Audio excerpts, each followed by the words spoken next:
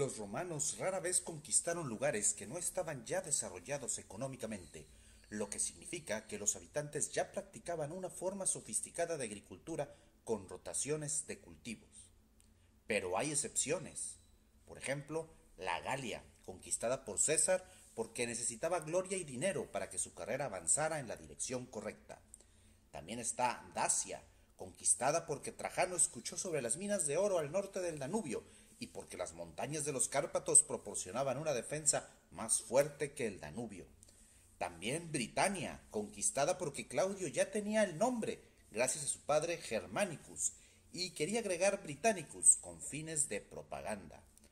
La conquista de Britania comenzó alrededor del 42 de la era común y continuó brindando valor de propaganda hasta por lo menos el año 69. Por lo tanto, dado el cronograma de la pregunta, podemos descartar la conquista de las Américas en el año 50 de la era común por el bien de la propaganda. La brumosa y misteriosa Britania, con sus viciosos miembros de la tribu, proporcionó titulares a Julius Claudius por una fracción del precio. Si los romanos lograran navegar a través del Atlántico, no habrían encontrado sociedades agrícolas muy complejas, desde la costa este de los Estados Unidos hasta las grandes llanuras que se formaron principalmente sociedades de cazadores. Como se dijo anteriormente, esto no habría valido la pena el esfuerzo de la conquista. En el sur, las selvas tropicales de Brasil habrían impedido la exploración. México fue el hogar de los sistemas agrícolas más sofisticados, pero aún así habría requerido una gran inversión por parte del emperador romano para hacer que esta tierra fuera productiva, a la par con la inversión realizada en Britania y la Galia. Si los romanos llegaran de algún modo al continente americano, desde el lado del Pacífico, habrían navegado por la costa y encontrado que las complejas sociedades agrarias de la actual Colombia, Ecuador, Perú, Bolivia y el norte de Chile serían tentadoras, pero tendrían que encontrar su camino a través de los Andes. Teniendo en cuenta que en el año 50 después de Cristo los romanos les faltaban aproximadamente 35 años para conquistar los Alpes, es posible que estuvieran preparados para el desafío. Por otro lado, los romanos consideraron que el reciente cruce alpino era un milagro y que habían vivido justo debajo de los Alpes durante más de 200 años. Incluso si los romanos tropezaban con México y decidían que querían hacer una gran invasión para conquistar un área y luego enviar las herramientas agrícolas, los ingenieros y otros expertos que necesitaban, todavía habían tomado un enfoque racional y se habían dado cuenta de que simplemente era demasiado lejos de ellos para gobernar. Los romanos saquearon las enormes y ricas ciudades de Cisefón y Silucia en el actual Irak 3 veces, y cada vez que lo hicieron terminaron retirándose. ¿Por qué? Porque entendieron que estaba lejos para ser gobernado efectivamente desde Roma. Las corrientes eran ventajosas para llegar de España a México, pero todavía era un recorrido demasiado largo.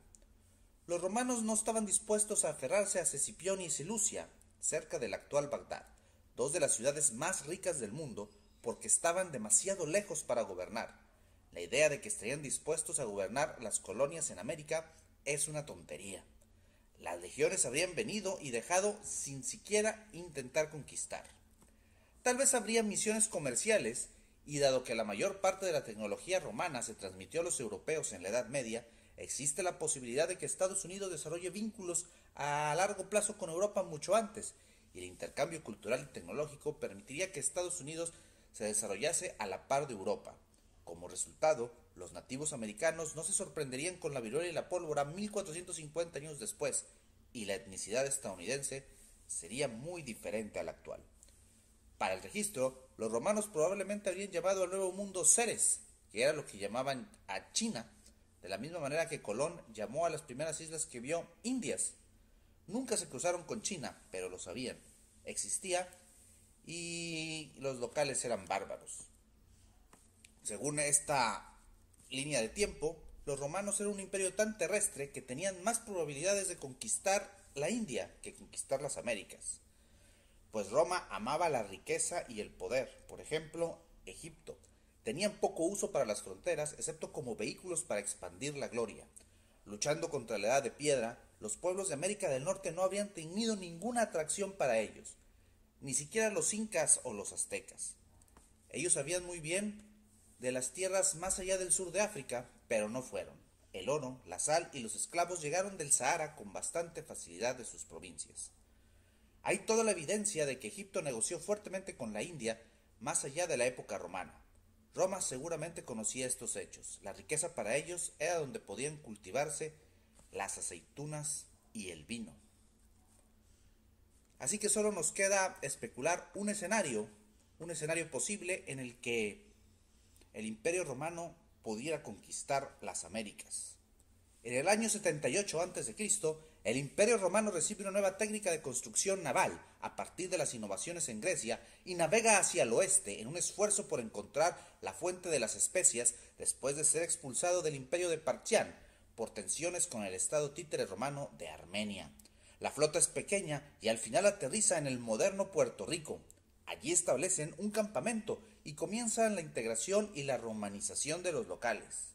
Sin embargo, debido a la decadencia del imperio a lo largo del siglo III y IV y su división y desaparición en el V, las colonias pierden contacto con la metrópolis y la mayor parte de Europa continental se olvida incluso de que existían.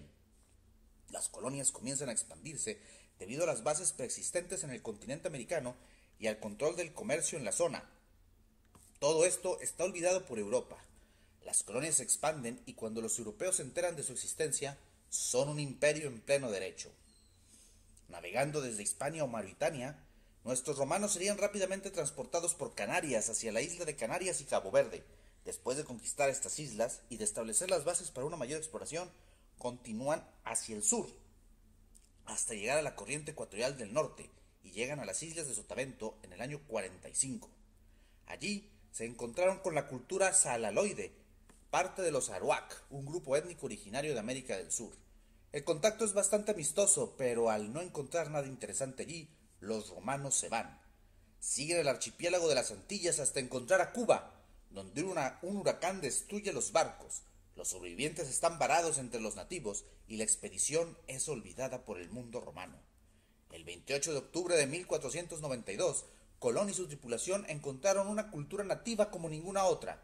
Hablan criollo latino, su capital es la Isla de la Juventud y tiene un enorme templo dedicado a Júpiter y están librando una guerra de poder mesoamericano hostil en su territorio, la invasión de Yucatán. ¿Cómo crees que sería América si lo hubieran conquistado los romanos? Deja tus comentarios y si te gustó el video, por favor suscríbete y recomiéndanos con tus amigos. Si no te gustó el video, por favor suscríbete y recomiéndanos con tus enemigos. Nos vemos pronto.